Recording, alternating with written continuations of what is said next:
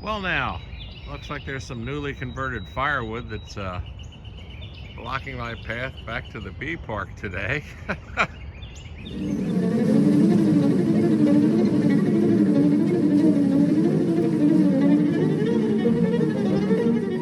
So we welcome back Ed to the bee park, and we're going to be seeing if our theoretical queenless hives are raising a new queen. And we did the 3 splits, and we know kind of where the queen is in 2 of those hives, have a pretty good idea where she is on the 3rd split. So we want to go into those hives where we are pretty sure there is not a queen, or we know there isn't a queen, and look to see if they're raising a queen cell. So we're going to dig in. So, you know, this one and number 6, these 2 diagonally here, I have not been able to determine because I haven't seen a queen yet, but number 6 really acts typically queenless. They're really like aggressive and jumpy. So I expect to go into number 6 and find, you know, there's no new eggs, and I expect this one here probably has the queen in it. Can't be sure until you actually see her, but when the hives are organized and they're quiet and they're peacefully going about their business, that's a good indicator you got a queen there. When they're jumpy, bouncy, running around in almost a pointless fashion, pretty good chance there's not a queen in there. Not a rule of thumb, because bees have a way of fooling you in the end. But that's where we'll start. We'll start probably with this guy here and see if we can find a queen in her. Actually, you know what? I'm going to take that back. Let's start with number 3. Because this one is kind of peaceful. Number 3, we want to make sure they're raising a queen. And number 6 is the great unknown, but they're going to also be the jumpiest. So we'll start with 3 and we'll move to 6. So let's pop the lid on this guy. Give him a little smoke.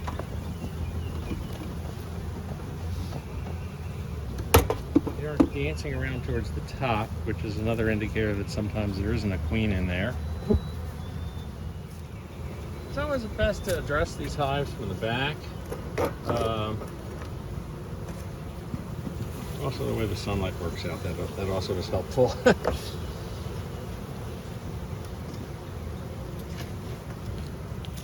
Oh, that's surprising how fast they just disappeared.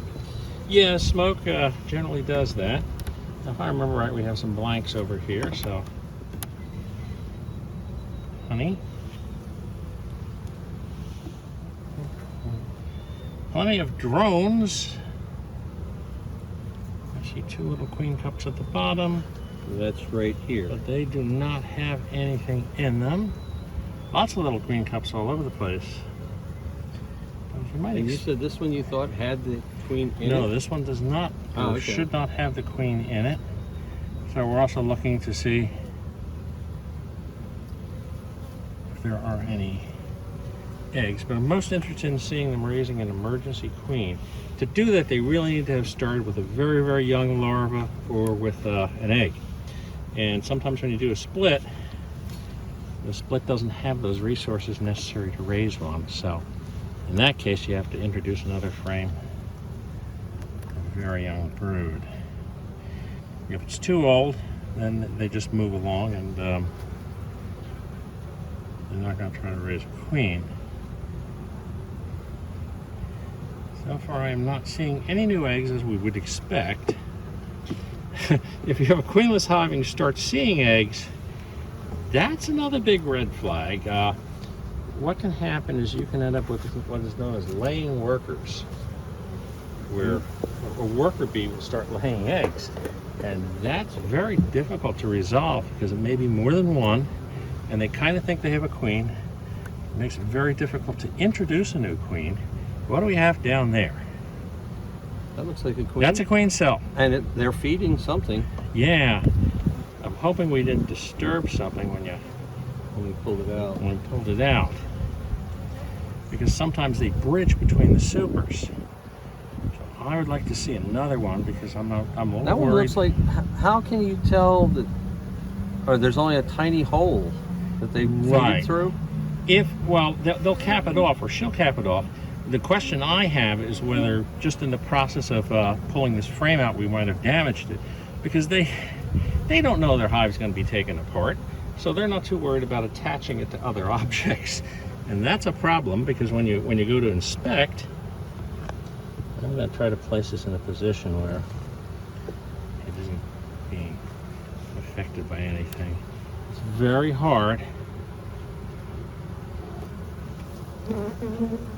Normally, with emergency queens, they'll make a couple of attempts at it.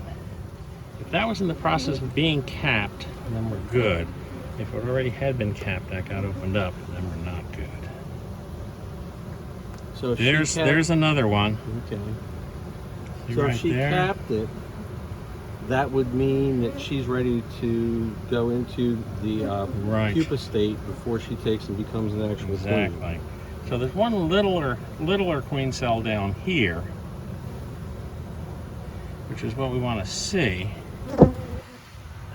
It's nice when they do it in the lower super where they aren't going to be damaged by anything if you move the frames around. And we may or may not have caused an issue. Well, if there's two of the queen cups. Those are not queen cups, so it's just drone brood. Okay.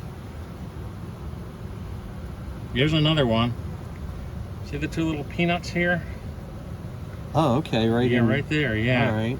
Okay, so they have a few options, and they're moving in that direction. That's exactly what we wanted to see. And I think rather than risking doing more damage, Put it back together. we're going to just put this guy back together. I was reading that if more than one queen comes out at the same time, they more or less fight to the death. Yeah, what will often happen is the queen that gets out first will go around and she'll rip open the other queen cells and sting the queen to death. The hive can only have one queen. If there already is a queen and you have a swarm cell, normally when that swarm cell is capped, that's when the hive swarms, not when the new queen hatches. So that's why you have to be on top of it, because they can do that within like a week or so. The old queen goes with the swarm. The old queen goes with the swarm And leaves the hive behind for the new the queen. Now, So she's got something established when she actually comes into being Right. and starts laying eggs. Okay. but there's a couple of issues there. One is, if you have a swarm and you have a queen that waited because, you know, the weather or whatever reason, and other queens get ready to start popping out, you can have a swarm and then another after swarm and an after swarm. As the various queens come out, they take off with more and more of the bees, and the result being is you have a devastatingly weakened hive. So after swarms are not good. A lot of beekeepers, what they'll do is, if you have a queenless hive and they start raising queens, they'll look for the two best cells, queen cells, and they'll leave those and they'll rip out the rest of them to prevent after swarms. In this particular case, I haven't had that problem with splits doing after swarms. It can happen though, and I understand why some of them do it. I just choose not to, unless you're trying to maintain a hive. If you're trying to maintain the queen that's in there, then you want to take out all the queen cells. Normally, unless it's a swarm cell at the bottom of the frame, if you start seeing superseed cells, you don't want to take them out because they know something's wrong with their current queen. It could be age. Could be age. She might have dropped off laying. She might be laying a lot of brood that dies off. So when you see superseed cells, sometimes you want to let them superseed. I mean, that's a queen lasts 1 or 2 years, and after that, the normal way a hive will replace their queen is by superseding her. So it's a natural part of the process. The risk, of course, is they go ahead and swarm anyhow, which is what you don't want to have happen. If you want to have a productive hive, you want a lot of bees in it. Well, When I was looking for cost to get my own hives and stuff, they have ones that I was looking at from Hoover that they call production hives that have the two larger brood on the bottom, Right. and four or more on the top, Well, which would take and allow for a lot of bees in a hive. yeah, that's very optimistic. I mean, the biggest problem really is you don't want to add supers until the super below it looks like it's getting packed out. Otherwise, the stores are going to be scattered, and it's going to be very hard to harvest the honey. Beetle. Now this hive was a little jumpy last time. What Here are? we have ants. Oh, okay. Right now, Now the ants. ants normally are not a problem. The bees take care of them in the hive, but they'll take the opportunity of finding areas that are close by, like right above where the bees can get to them. At the bottom of that bag are peppermints, and we're going to put some peppermints in the hives. Why would you be putting peppermints in the hives? Well, what causes this small hive beetles to disappear? And I've done the peppermints the last couple of years, and the small hive beetles have been well under control. So, you know, there's no formal company that makes money off of doing that, so you're not going to see it promoted. You know how that works. Welcome to York peppermint patties. Yeah. Hear how loud these girls are? Oh wow! The Yeah, second you lifted that off, you can hear the roaring. So that is another good indicator that we are dealing with a queenless hive. That's one thing a queenless hive will do well, is collect honey. Since they're not expending the energy on brood, they can put all their energy into finding honey. So production hive often, especially if they're producing cut comb honey, will actually force the hive to be queenless, pack it full of bees, and then cut queen cells out as they appear, and you know, you get a very good crop. High production, but then you have to take and find some way to recharge the... Yeah, at some point in time you got to reintroduce a queen. The old brood, I don't see any. There's one. Oh. Now, is there someone in there? I can't quite see. They're going in there. Let me see if I can get this. Because I can't quite see in there because nobody will get out of the way. Oh yeah, okay. So that is a charged queen cup. And that is good news. It means that they realize, okay, we're queenless, we need to raise a new queen. And they found an egg that apparently they feel is fertile enough to do that trick. It was young enough to be able to do it. Right. So we'll look at one more frame.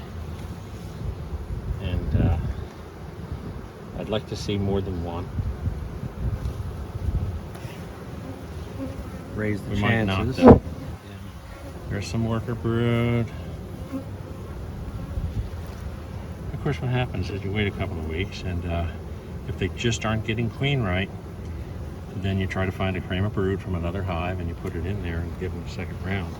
But they do have a charged queen cup. So this hive will be quarantined for about 14 days. We won't go in there. Let them do their thing at least 14 days. Now the wind shifted and brought the smoke back to us, of course. That's the It's about time from it takes. Yeah. for a queen to take and develop. It's 14 days. Well, she won't hatch in 14 days, but you don't want to. Ideally, you want that queen to hatch. You want her to go out on a mating flight, and you want to come back and see. You want to come back and find that she's starting to lay eggs, that she's a fertile queen. So the process takes a while. 14 days is the absolute minimum. A lot of them say wait a month because you really want the queen to come out and go out and get mated. The problem being is you also don't want to leave a hive totally queenless. So if they fail to produce a queen, you don't want to leave them without a queen for a long period of time, or you run the chance of having the workers start to try laying eggs. And that I was reading when the workers lay eggs, all they're doing is laying drones. Yes, exactly. It's not going to be any fertile bees that do any work. So it's kind of the end of a hive. It's very hard to get a queen right once you have laying workers in there. So you want to avoid that at all cost.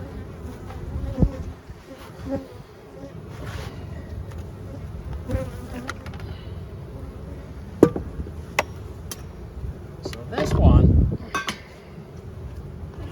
I was taking a look at the construction of the hive. That's actually tight against the top of this. It looks, Right. Or, That's yeah, a it fake is. inner cover. It's a semi-screened cover. What I'll do during the summertime is I'll put screened covers on all of these hives, Right. so that they have some upper ventilation.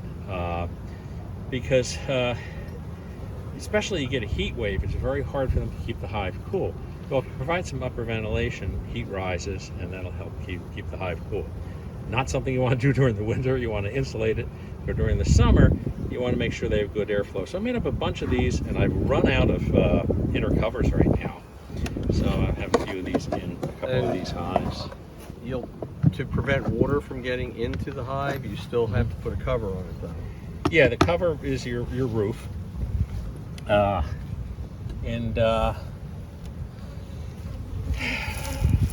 Also, hopefully, if it's painted white or it's silver, reflects a little bit of the heat. I'm just going to show you what I do when I have tools that need to be cleaned up and are full of honey. So we're just going to take a quick peek in here for the fun of it. This is a hive that I'm pretty sure is queen right. So I had a trowel that was caked full of honey and sugar. So I just put an empty super on top and left it in there. And they have cleaned it off. Wow. It makes a lot more sense to feed the surplus like that back to the bees than it does to, you know, throw it recycle. Yeah, exactly. But something that lifts the, yeah, any gap they're going to take and figure that as an entrance. Yeah, and they do. Okay, and this Should have a queen in it. Yeah, no, I was just wondering what the. That's pollen patty. Oh, okay. Since we did the splits, the new locations kind of robbed them of a workforce because all the bees go back to the old hive. So that means they're going to be a little shallow. The smoker's ridiculous. A little shallow on food and pollen. Okay. So pollen patty is basically a patty that's pollen and some fats mixed together. And the idea is it is a source of food that they can use to feed the brood until they develop enough of a workforce to get out there and start doing it. I normally this didn't just overheat.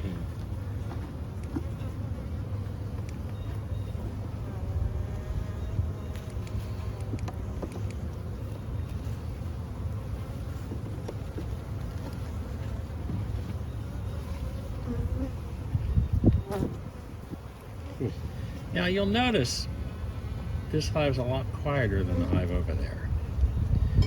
These were split. Those two hives are identical except that this one we think has a queen. And it sits here quietly purring away. So that tells me it probably does have a queen. Looks like freshly collected pollen. That's always a good sign. Okay, how do you tell the difference between the pollen and the honey? Well, the honey is a juice that they cover, Right. eventually cap over. The pollen gloves are not bee gloves; they're just regular old work gloves. Yeah, I can those see. cells Yeah, that really have yellow? shiny. The shiny stuff is the honey, and the dull stuff in there that looks Is the chalky pollen. is the pollen. Okay. It's a good sign for sure. Now we have brood, but what I'm looking for is really young larva. And I think I see that down here. The little white worms. Okay. Yeah, I'm gonna pull a couple more out. Yeah, I saw that dome right there. You can see it looks like they're closing it off. Uh-huh. So that would also means there's a small larva down in there. You're getting that's getting ready to become a pupa. Yep.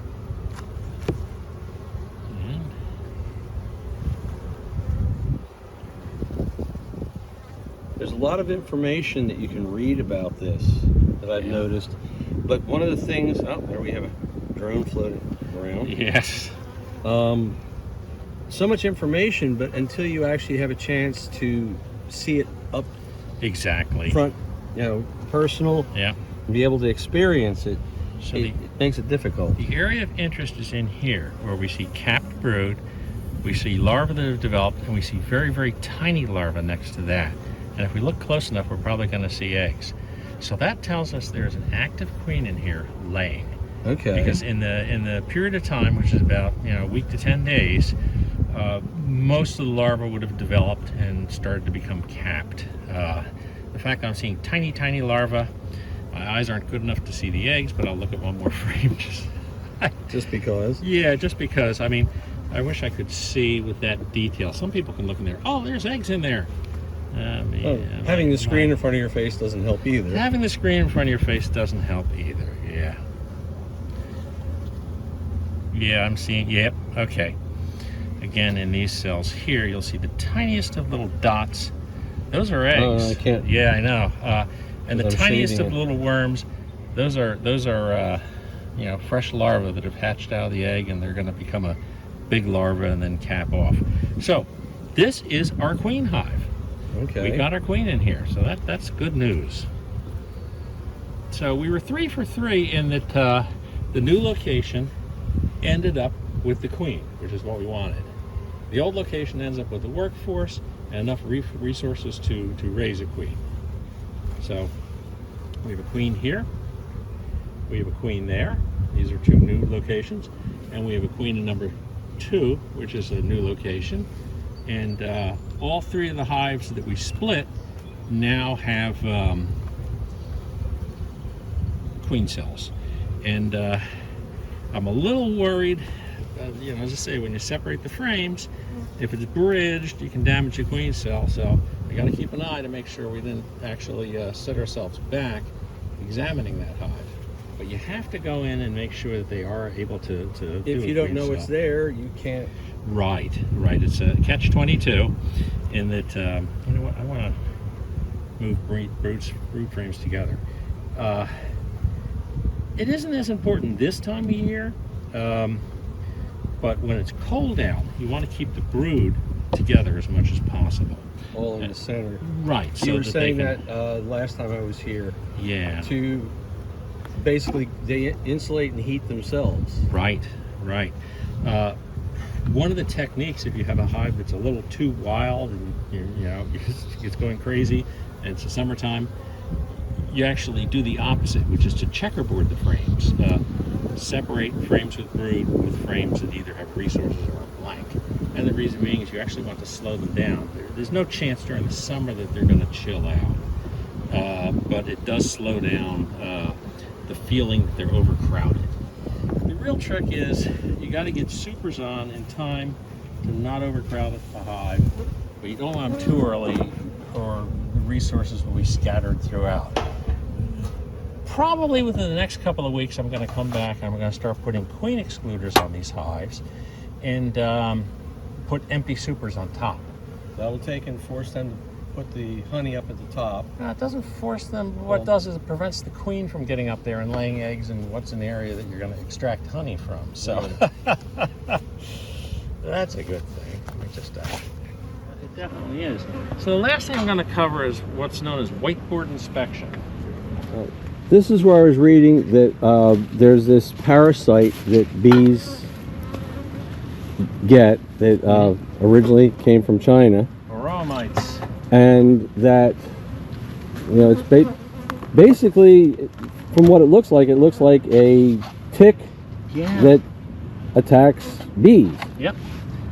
So we have some ants attacking this, but what we see on this bottom board is healthy. This is basically the crud when they uncap cells to get brood out of it, or and they just push it down. They just drop it off and it falls through the screen in the bottom of the hive and collects on the whiteboard. But that's a sign that these bees are functioning. You can see that most of the brood was in this area. Yeah, there's ants running around. You see the ants. And you can see dropped pollen bits. So, they're not all perfect. They can't. Right. Okay. What's weird is you get towards the fall, if you have any queen excluders on, especially if the hive's been mixed up a little bit, they let the drones die out, and the drones are trapped above the queen excluder for some reason. They'll get the body out, but the head they can't get through the excluder. So you open it up and there'll be a queen excluder covered with these little black beads that are drone heads. Nature is brutal sometimes. When it gets really hot in the summertime, you can tell a lot about the health of the hive just by looking in the top and looking at the bottom. If you see that there's no cappings from them undoing brood, you might have a problem in that hive. If you have a normal looking bottom board like this one is a solid bottom, it doesn't have a bottom board. I ran out, and that's our super weak hive. So it is what it is. I'll have to order a couple more of those in. The bees don't like it when there's a pool of water inside their hive. Well, it raises the humidity a lot. Yeah, there's a number of things that can cause a beehive to abscond. You literally open it up and the bees are gone. And one of them is if the hive's flooding or they feel that there's something unsuitable about the hive. They may up and leave. It happens a lot on fresh swarms. It's very hard to get be 100% sure that a swarm is going to stay, because unless they have a reason to stay, they have scouts out there looking for a new location. You caught them, but they still have scouts out there looking for a new location. If those scouts come back and say, hey, we found this great place, well, they're not really committed to the box you put them in, so they may follow that scout and go swarm somewhere else. Find a nicer neighborhood. Yeah, so what I do is I generally, if I catch a swarm, I'll take a frame of brood out of one of the other hives, especially one with the eggs and what have you in it, put it in the swarm hive. And that's known as anchoring. They suddenly switch into this mode where they're tending for the brood, and once they've been there for enough days, the scouts aren't going to move them. So I've never had a hive abscond where it's been anchored when you put a brood frame in there. So it's worth doing it. It weakens another hive a little bit, but in the summer, when it's swarm season, you normally can do that without a problem. Now you see this screw? There's a few of these hives where there's a screw in the back, and eventually they will all have a 1/4-inch hole and a screw in it. That's where I use the vaporizer to inject acrylic acid. That's generally done in the fall. That's for the parasites, the veromites. Veromites, yeah. And the best time to do it is when there's very, very little brood capped. And during the fall, there's very little brood capped. They really downsize their population going into the winter. And it won't affect the veromites that have already gotten into cells and capped them. So you actually have to do it 4 times, separated by about 5 to 7 days between. You go back and you do it. And I'll show you your vaporizer before you leave. For this, it heats up to some 400 some degrees. And you have this little silicone cup with the acrylic acid. You stick it in there and flip it. And when it gets up to 400 degrees, the vapor goes in there. You have sealed up the hive. Doesn't seem to bother the bees. I mean, when I take the entrance closure off, they'll come out and they're all like chalky white. But it doesn't seem to affect the bees because they breathe through their abdomen. Mites breathe like we do, through a trachea. And the acrylic acid destroys the trachea and the mites die. We would as well. Yeah. It's very powerful. If you get it, you have to use one of those respirators that, filters down to vapor type level. Right. Okay. You also said something about hive number 4, so you wanted to check that. Yeah, you know what? That's why I took the bricks off of it. Yeah, I will check that out. Okay. Good sign for starters. What's the white? That's just sugar? That is sugar left over. So they haven't eaten through the sugar yet. During the winter, you put sugar cake in, which is basically sugar and water. And this is also artificial pollen. You're better off using artificial pollen going into the winter because they won't raise brood off artificial pollen. Okay. You don't really want them to raise brood in the dead of the winter because it's very difficult for them to keep it warm. And you don't want many mouths to feed. They drop in population for a reason. They want to make those stores last till spring, till something comes in bloom that they can actually do something with. I was reading that they lose a good 20% of their population there roundabouts, I think. More than that. You may have a hive go into winter with, say, 40,000 bees in it and come out of winter with about 5,000 in it. Oh, wow. Yeah. So 80%. It can be 80%. It's just the way it works. I mean, bees have a lifespan of 6 weeks. Winter bees have to live for 6 months. And they're not out there flying around wearing themselves out, but they do have a lifespan. And when they reach the end of that lifespan, they die off. The trick is to come through the winter with enough bees to have the hive restart and build up. And, that, for instance, is a problem we have with number 1. They came through incredibly weak. So they're taking a long time building. Yeah. Now I do see fresh pollen. Good sign. Oop. Smoker blew over. Smokers are blowing. Oh, that's the empty one. Yeah. All right. There's a lot of, when you look down between the two levels.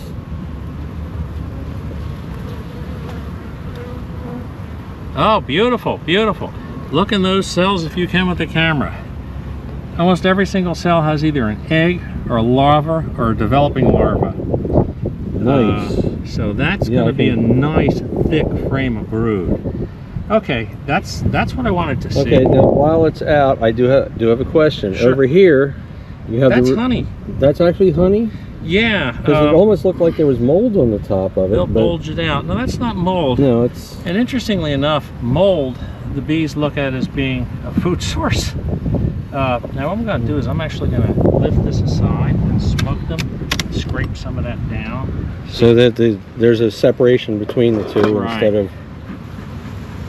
So I'll try to chase all the bees off of this. Or as many as will go. Or as many as will go.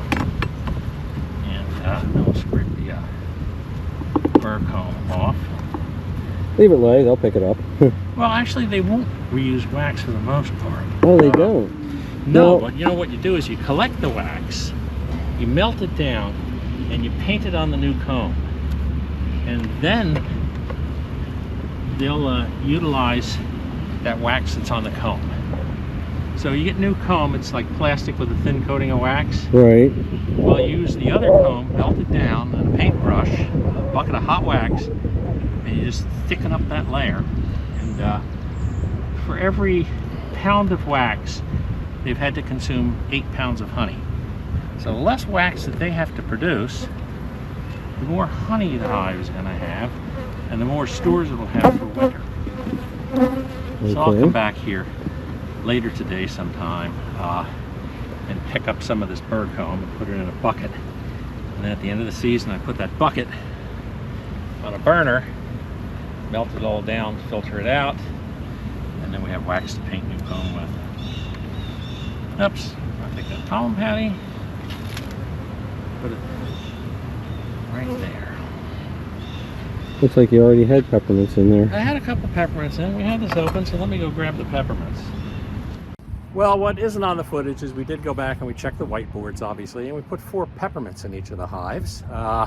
So this is your second round at this. You starting to like it? I'm having fun. It really is. It's interesting. I'm learning a lot about the bees. I've been going and watching, Badger's videos. I've also been watching other beekeepers' videos, reading. There's a lot of it on Wiki, and I'm learning a lot of what it involves to take care of the bees. Yeah. It's not just leave them alone, but they need a lot of TLC on top of it if you really want to get a good production. It can be an addictive occupation or hobby. But yeah, it's absolutely great to take and actually go out there and realize it's something that a lot of kids grow up being terrified of. If you're not fast, if you're not threatening, they're not aggressive. They're pretty harmless. Yeah, you can get some aggressive, breeds, but for the most part, a good stock of Italian bees are not going to be aggressive. No, it seems to be they're very calm. So remember to like and subscribe to the channel. It really does help us out, and we'll see you next time. Bye-bye. Looking forward to it.